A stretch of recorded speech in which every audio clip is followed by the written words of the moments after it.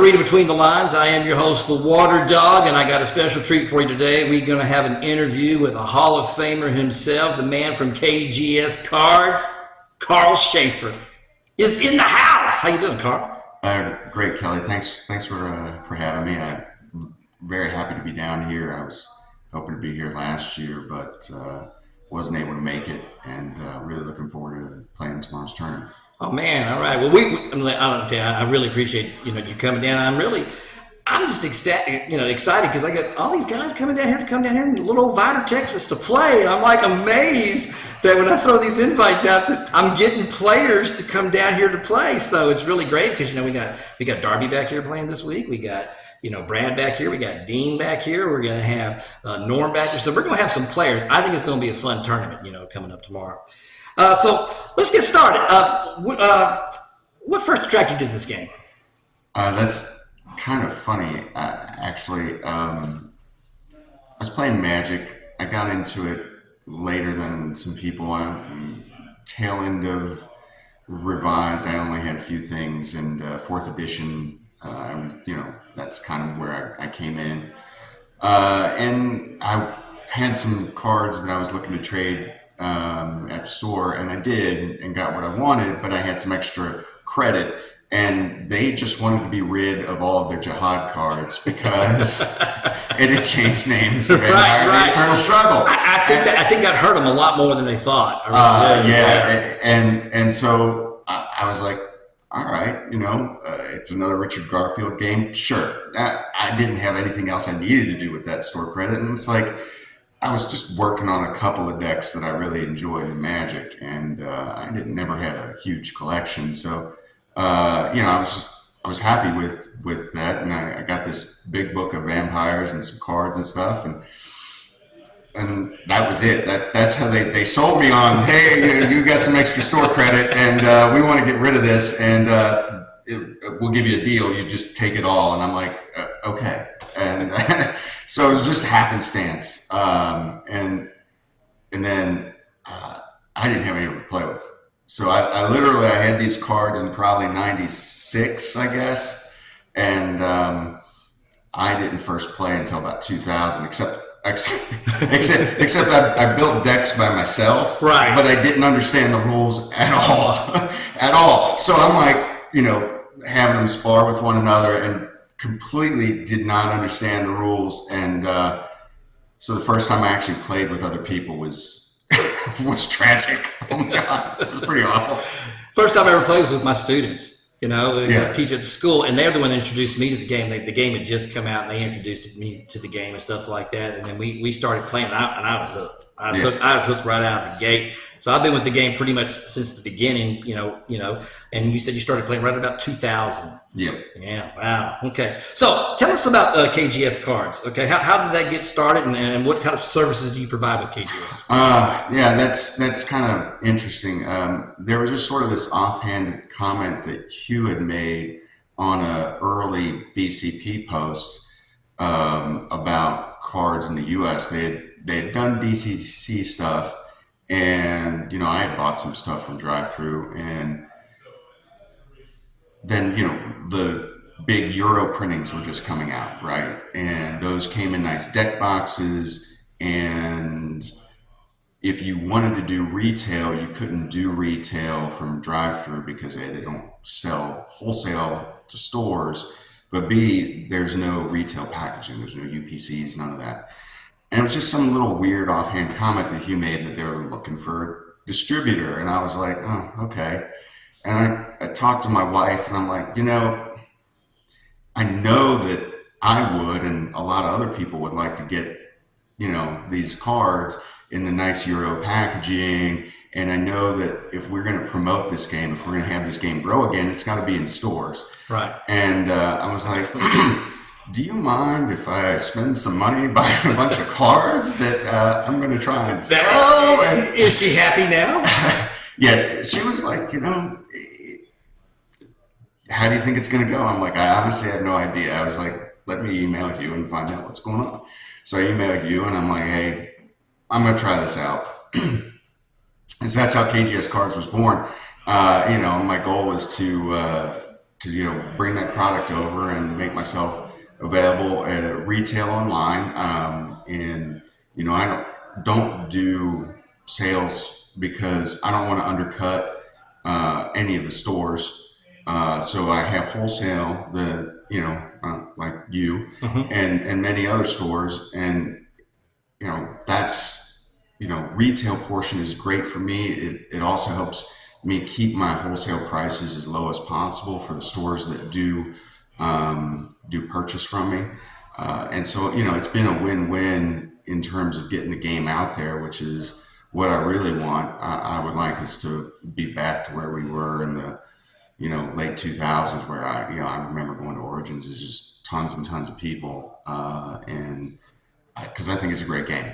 Oh yeah. But that's the story. It was just like, well, let's try this and see how it goes. There you go. And you know what? The VTES community is amazing.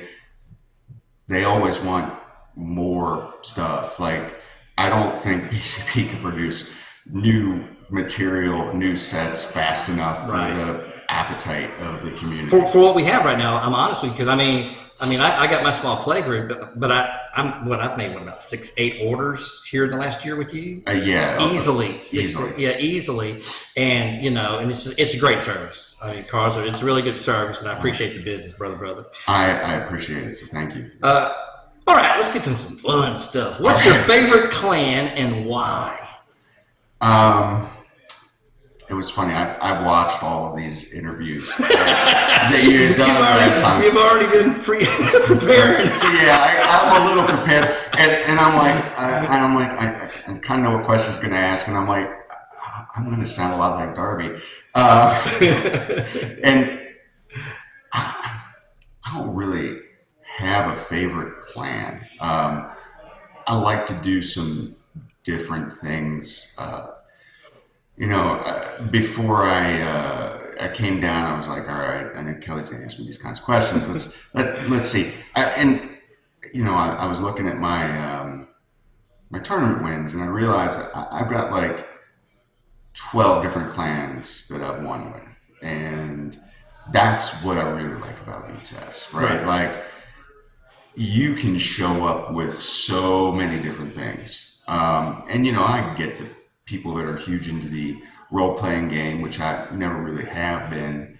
I do love reading the history of it, though. Yeah, I tell you, I get caught up just reading the history of it, and there's like they've got some channels on YouTube where they they even talk about the history of it. I'm fascinated with it. I think it's a great fictional history. I really do. I think that really helps. But I've never had that feel. I mean, interestingly, I think the Toreador, I was always very interested in when I had that initial set of Jihad cards, and I don't know why, because I thought they had cool vampires, but I've actually, I think, never played Toreador in a tournament. So I mean, it clearly can be my favorite clan, but I don't know that I have one. If I had to, how about an archetype? So if it's like a clan, is there a specific archetype that you'd like to play? I mean, if I'm sitting at the table, there's a good chance that you're going to see obfuscate. Okay. So that's your favorite discipline, then. So we jump to that. No, okay. Well, then, so it's probably. I mean, I use it. But stealth actions, then. Yeah, stealth helps you get stuff done. I mean, and that's really important in the game, right? Like, even if you look at decks that I play that don't have a lot of stealth, like the Blood Brothers deck that I won with, like, that has a little bit of stealth, but it also has a lot of ways to punish people for blocking you. Right. And so the important thing is to be able to achieve action success, right? Like, that's what you're never going to win if you don't have successful actions. Correct. And so you need a mechanic to do that. And, a broad play space can do that because you can overwhelm people. Stealth can do that because it's going to, get by the blocks. So I'm interested in making sure that my deck concepts are focused on achieving a goal. And so depending on the clan, depending on the discipline set, that's done in different ways. But I'm always thinking about that. And if I'm playing a very light stealth deck, I'm thinking, what are the ways that I can be successful if I'm getting blocked? Like, can I overwhelm them with number of actions? Can I majesty out of that? Can I freak drive? Can I do something and get another action off? Right. Okay. Well, let's try to be a little bit more specific with you then. Who's your favorite vampire? If you had to pick a vampire to play, I mean, what's the one? Favorite vampire. All right. You know what? I'm gonna pick. I'll pick Luke. I'll pick Luke Fellows. I have this Luke Fellows deck that I've taken to a couple finals and I've Good won vampire, with. yeah. And his special is really underrated. The ability to unlock after a successful bleed action, and it doesn't matter where it lands as long as it's successful. Correct. He unlocks. So you now have the edge and an unlocked vampire who happens to be able to play instantaneous transformation at superior. So you can expect with him to have 3 actions a turn if you can get that first bleed to succeed. Right. And that can be really powerful as like a star to drive a concept. And I really like what I did with Luke. And he's probably, I think, I'll pick him as my favorite because I think it's the most interesting deck that I've won with. Okay, now since you said Obfuscate wasn't your favorite discipline, do you have a favorite discipline? I mean, I don't. I mean, Obfuscate helps deliver things, right? Mm-hmm. You know, favorite discipline is hard. I mean, if I had, maybe if I had to pick, it would say Obfuscate, but it was like I play decks without it. I'm looking for a way to be successful with actions, to be successful with my game plan that I sit down at the table with. So in terms of a favorite discipline, maybe I do that. But you know, like there's so many good things out there that you can do with all of these disciplines. Well, okay, maybe some of those old independent disciplines that we no longer have in V5 only had like 2 or 3 good cards in them. Everybody keeps talking about that, making fun. But I still see, and it's like this weekend. We played last night. We're playing all night tonight. I still seeing some Serpentis getting played, like a lot of Serpentis. But what Serpentis you see getting played is Temptation, which is really good. Yeah. Form of Corruption, which is really good. Yeah. What else? What else do you see played? Oh gosh, I'm trying to remember some of the cards that was being played with the Serpentis. The Donnybrook, isn't Donnybrook with the Serpentis? Did you actually see him use Serpentis with the Donnybrook, or was it just the other really good effects? I think it was. I think it was Norm that used it. Okay. Because Norm's going to use. Norm's an outlier. Let's be honest with ourselves. Yeah, there's outliers. Okay. All right then. Now, do you have a go-to card? Is there a go-to card? Man, this card says, I'm going to put one of these in my decks pretty much no matter what. I got to have at least one. Do you have a go-to card?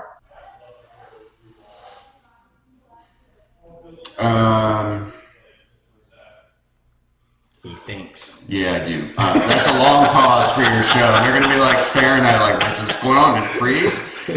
No. If the crypt calls for it, is wider view, right? If I have a crypt that has, I have a blog at KGS Cards, and one of the things I did was a series on. I like your blog. Oh, thank you. I do. I like reading it. Yeah. I wish I posted more, but it's sometimes it's hard. Your Fall of London. I like reading the Fall of London stuff. Oh, thanks. Yeah, and so I had this whole series on crypt construction, and there's a section I talk about, wider view as one of the cards to use and when it kind of makes sense, right? And it's a card, like the moment I feel I'm hitting that threshold of like, I'm going to end up with too many duplicates down there, it goes in. Beyond that, you need to recoup your pool. And I use the word recoup instead of gain, because you don't gain pool from Villain. You're recouping it, what you've already spent. Correct. Right? And that's you didn't make any new beads. You're just taking back, and it's strange, and so that I put like in that Luke Fellows deck, for instance. It's a 7 cap, a 6 cap, a 5 cap, like 2 4 caps, some 2 caps in there. I got a couple of lanes. I don't care. I'll bring that guy out and I'm gonna lane a 4 cap for 3 years. I might take it all. But you know what? I maybe got that guy for mostly free, so I'm actually gaining beads with that lane, so just recouping.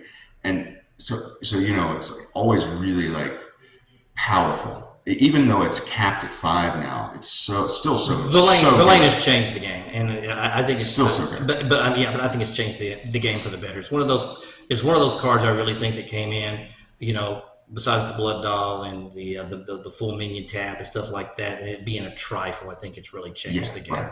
Right. Yeah. All right, now, what is your favorite thing about VTES? What is it? This is the community, absolutely, 100%. I didn't play for about 6 years, from 2010 to 2016. The play group in Pittsburgh kind of broke down around 2009. I played at Origins in 2010, and my buddy John Eno moved back, and we were still not able to get a play group together. But it was just I saw a post on Facebook that my friend Mark Wolfman was holding an event at his store, and I was just like, John, we haven't done this in a while. Let's go play some VTES.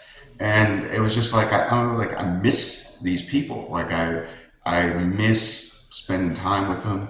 And so we hopped in the car and went up, and I saw people I hadn't seen in a bunch of years, and I was like, this is what I enjoy most about VTES. Like, the interesting card games are great, but I like having a beer with these folks when I'm done. Like I like spending time with these people because the community's great. Like I would be hanging out with most of these people even if I weren't playing cards with them. And eating barbecue. Yeah, lots of good Texas barbecue. Let me tell you, there is no shortage of barbecue down in Vidor.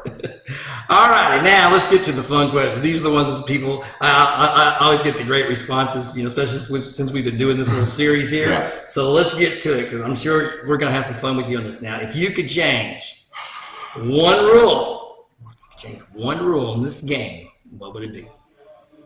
One rule.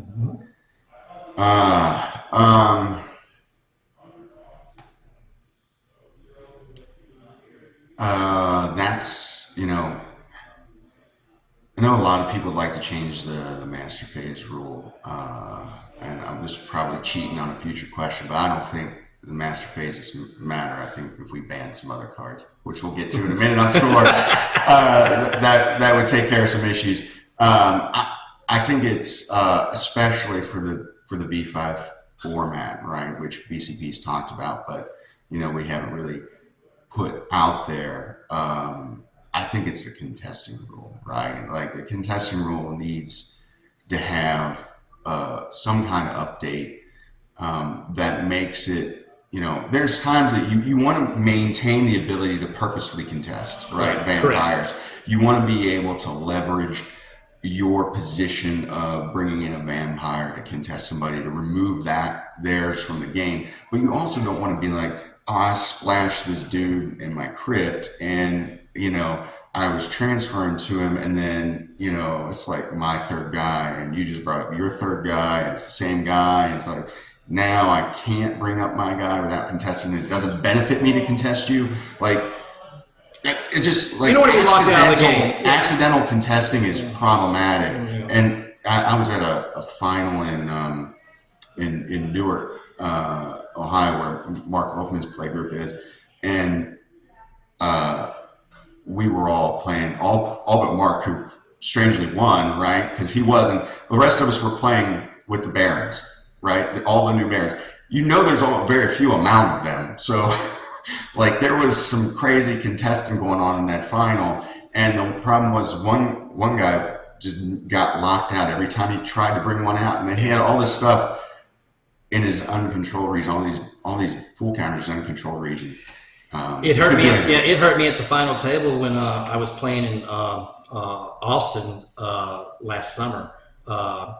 I was playing in Dallas last summer, and me and Andy Smith, we both had ministry decks, and so and he had the advantage of being able to play first, and so having that advantage where I'm now having to try to figure out, what I'm saying, it costs me a little bit. I mean, I still have a chance to win, but it does affect. I agree. Because like I said, I don't think you want to get locked out. I think you want to be able to play. There should be a penalty, but what should the penalty be? And so I do think a test rule. I think star vampire decks, right? If like you and I both showed up with the unnamed, we probably don't have plan Bs in those decks, and maybe we do. Correct. But you know what? Like, I don't really care about that case, right? I care about the case where we both show up with varied crypts. We've got some overlap, or maybe even similar deck types, especially in the the new space where how many Anarch Ministry vampires are there?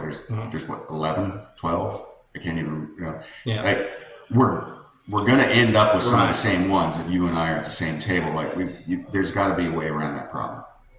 Yeah. Okay. All right, man. Here you go. If you could ban one card, what's it gonna be? I'm gonna cheat. I'm gonna answer this twice. Everybody wants to cheat.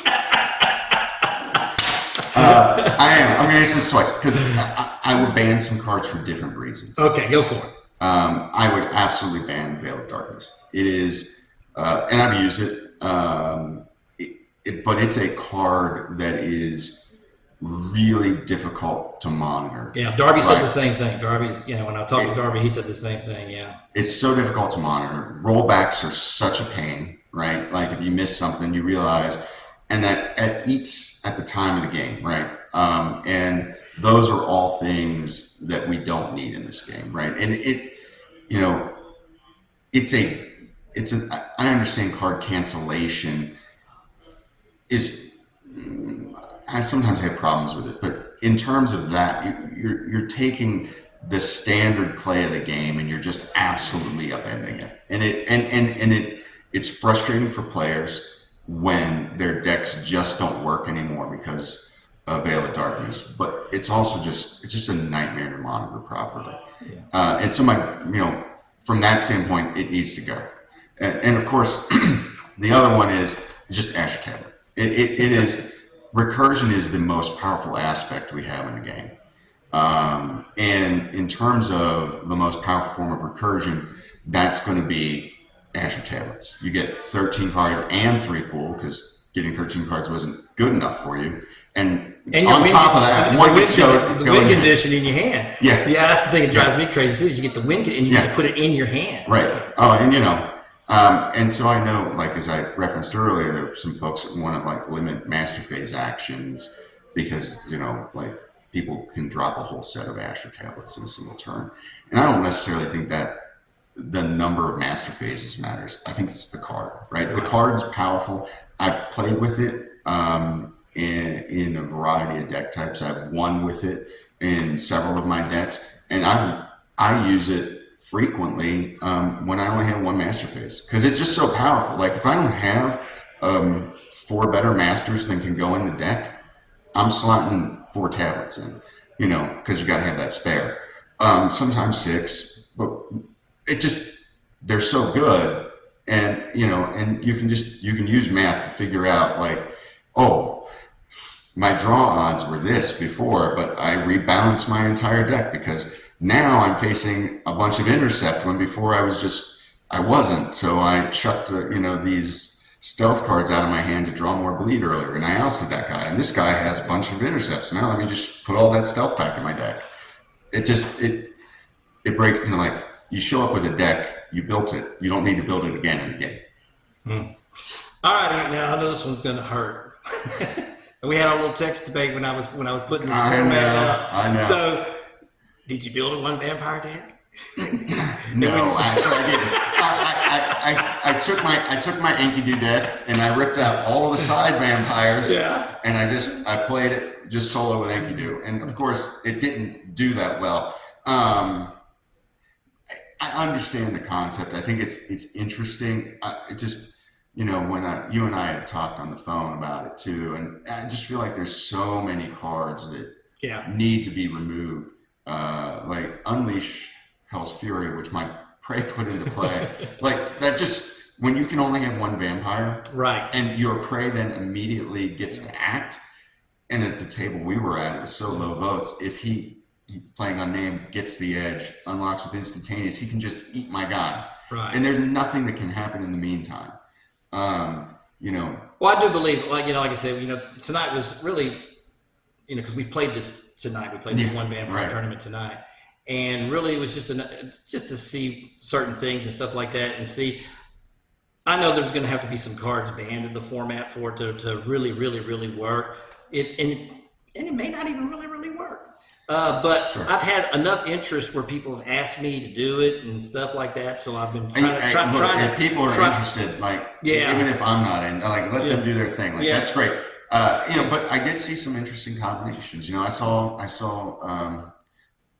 Logan across me was playing Samantha with Hunter's Mark and Shadow Feint and Blood Fury, and he was gonna make that hit if you got, and then Amaranth with Gangrel Conspiracy because he could do that, and I saw it all happen, and it we're not going to see that happen outside that format. Like, no one's playing Samantha outside of she's not a great vampire. But it was like I was telling Norm, I was talking to Darby, and I said, the thing that I discovered when I was trying to put my deck together for this weekend to do this was, it made me think about some concepts from when I play regular VTES. Because there was a couple of concepts that I came up with that I had never really thought about until I was playing this, because I played Callion, where you can set the range, right? And there was a few things in there I was like going, that's pretty good. So if I really wanted to truly make him the centerpiece of the deck and stuff like that, then I could make that really happen and stuff. Because I was able to pretty much kind of, shut down, our table, some of the things that I was doing with him. So it came up with some ideas for me to play with the regular decks. So I think that's also a good thing too, because if you're having to think in a different way, sometimes it helps you bring about some ideas for the other way. Yeah. And, in the same vein, I mean, it's one of the reasons that, I love these play days before the tournament that we're having down here, because I'll borrow somebody's deck or whatnot, or I'll see somebody play something, and you think about the game they think about it differently than you do, right? Right. Playing someone else's deck, you're forced to think about the game differently. You're forced to think about the game as they think about it, and not how you try to win, right? Oh yeah, I was playing Brad. I was playing against. He was my Brad Cashauer. He was my prey. And he was just playing with a Ravnos starter. That's really what he's playing. One of them old Ravnos starters. Lords of Night, right? I think that's what it was. But the cards that I really hadn't seen play well, and he was trying to figure it out. I mean, look, I had two bleed with 4 vampires that came after him 4 turns in a row before I could ever get him out. Right. And that was with that Ravnos. I mean, literally, we're talking boom, boom, boom, boom. It took me that long to get him out because he could stall it out. And I was just amazed at the versatility of what he was doing with that little starter deck. Right. Yeah. All right, last question. Okay. Last one. Most important one, too. What's your favorite vampire movie? I knew this was going to be here. I actually talked to my wife about it. What should I say? Because there's so many bad vampire movies. And as much as I love John Carpenter's stuff, John Carpenter's Vampires is not good. It is so not good. Really? I'm going to hate to tell you this. That's my favorite. I'm sorry, Kelly. You give me John Carpenter. But I love the cheese. You give me so many of his other movies, like Precinct 13, great. But his vampire movies, I'm like, no. So, strangely, my wife and I are members at a second run theater in Pittsburgh, and so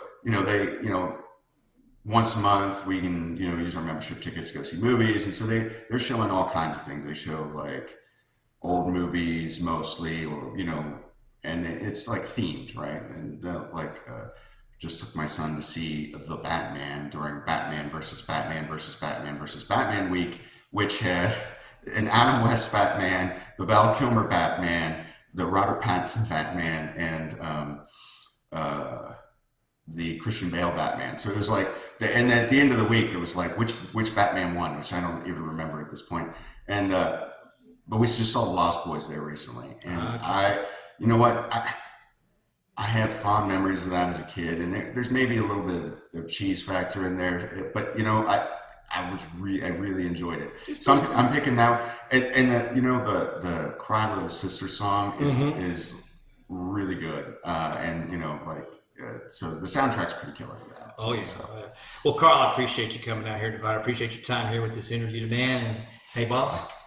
Good luck tomorrow. All right, thanks. Man, I appreciate it. Hey, folks, thanks for tuning in to Reading Between the Lines. We'll see you next time. We're out of here.